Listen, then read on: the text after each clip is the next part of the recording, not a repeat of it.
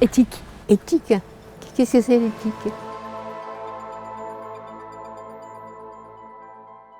Il n'y a pas, je dirais, de questions éthiques labellisées a priori, mais il y a des questions éthiques qui émergent de situations où les personnes se posent des questions sur ce qu'elles veulent faire ou ce qu'elles doivent faire, ne sont pas d'accord entre elles sur les orientations qu'elles veulent donner aux soins, à l'accompagnement, etc.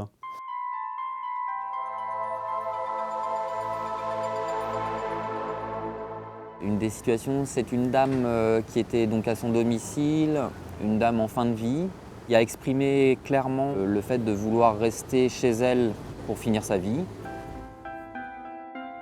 Qui a été assez compliqué pour nous parce qu'à domicile, on n'a pas accès à tout au niveau matériel, au niveau temps. On arrive à des limites de prise en charge.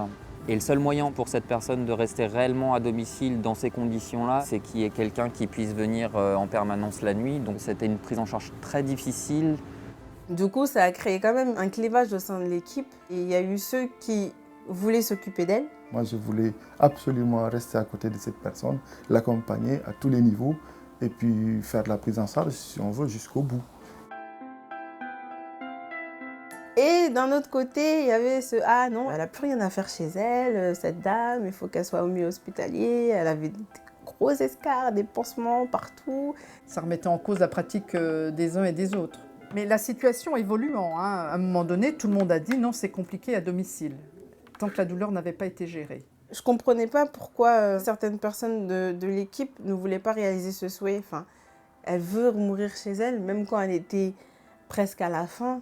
Elle l'a dit et on ne peut pas aller à l'encontre de ce qu'elle veut. Le médecin disant clairement, mais cette dame m'a exprimé clairement son souhait de mourir chez elle. Donc je ne peux pas aller contre. Ouvrez les yeux, Monique, s'il vous plaît. Allez.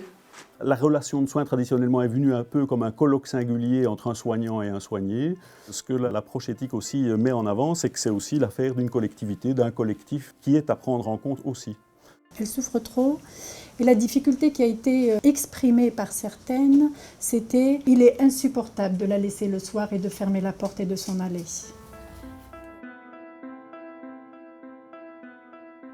Des membres de l'équipe, et ce n'est pas la direction, viennent présenter la situation et participer avec nous au travail, ce qui fait qu'ils voient que ce travail, ils sont tout à fait capables de le faire. Et que l'intervenant en éthique, soit-il professeur d'université, il n'a pas un langage jargonneux, il donne des pistes, il soulève les questions éthiques, et hop, on repart.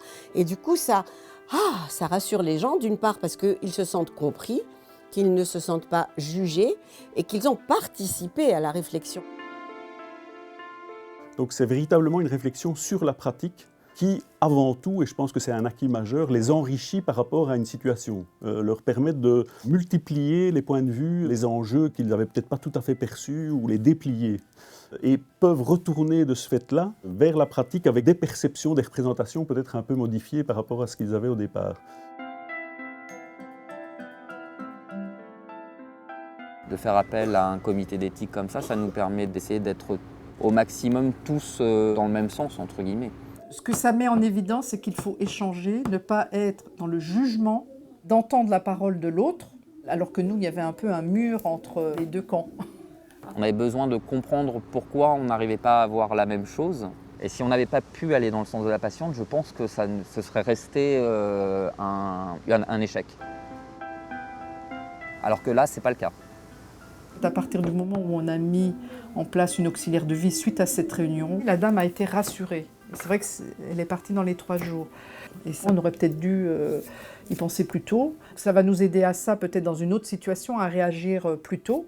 La direction qui est ressortie, déjà, c'est qu'on a réussi à se mettre d'accord sur le fait qu'elle reste à domicile et que dans ce genre de cas, il faut se tenir à l'avis de la personne, évidemment.